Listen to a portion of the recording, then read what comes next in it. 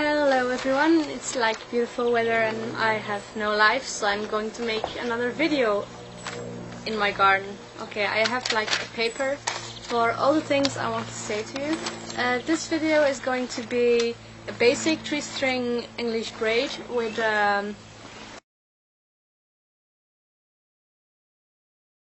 some tips for making braiding more easier.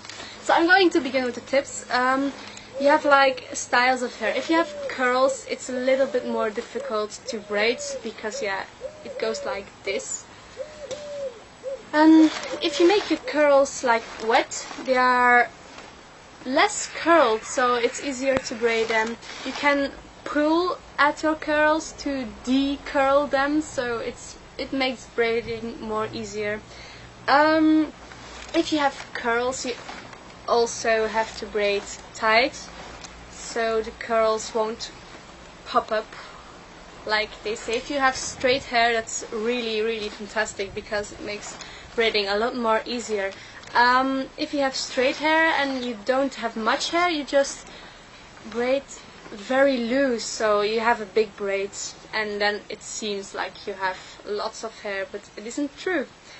Okay, what I have, layers. If you have layers or low cuts, or how do you say that in English? It's difficult to braid because you have like all like little hairs coming up from your braid. I do have layers and I can braid, so you have just to braid really tightly. Then the ends won't come up and don't show. After a little time they will show, they show anyway, but just get over it and braid the thing, because if you like your layers, the braid will do, and if you don't like your layers, you just let them grow and you can braid a lot and as many if you want. Okay, whatever. Braiding is like a lot of exercise. If you don't exercise, you can't braid. It's not like something oh poof, I can braid. No, you just have to exercise it. So if it doesn't work the first time, just try it again and again and it will work.